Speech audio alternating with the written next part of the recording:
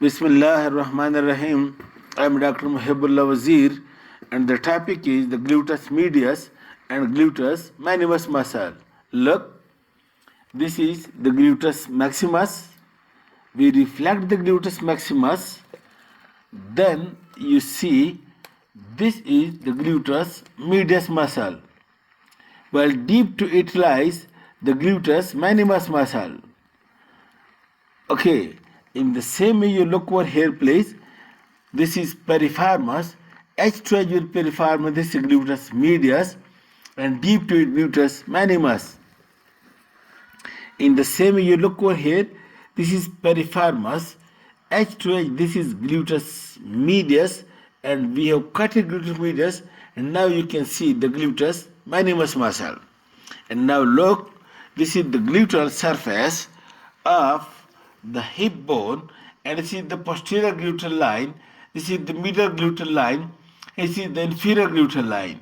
From the gluteal surface or from the outer surface behind the posterior gluteal line originate the gluteus maximus, and between the posterior and middle gluteal line originate the gluteus medius muscle, and between the middle and inferior gluteal line originate the gluteus minimus muscle. Note, the smaller the muscle, the anterior it is. The bigger the muscle, the posterior it is.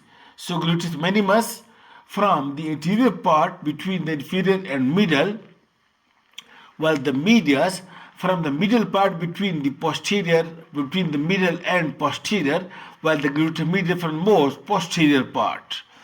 In the same way, then you can see that the muscle comes over here and comes to reach to the greater tubercle. And look it over here, please. Look again. Look again. This is this. Look again. This is the greater trochanter, and you look over here, please.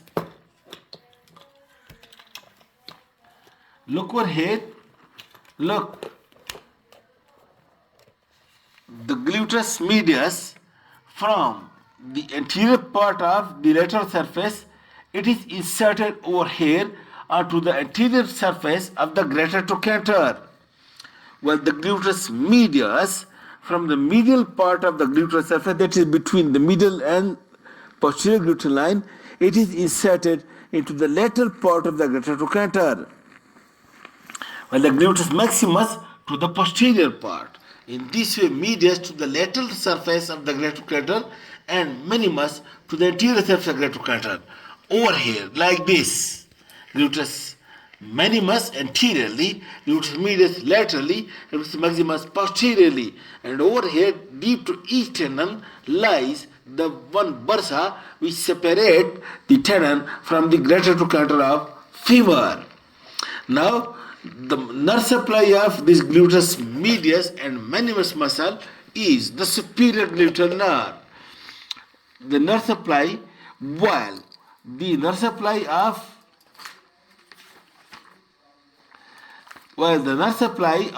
the gluteus maximus, it is only supplied by inferior gluteal nerve.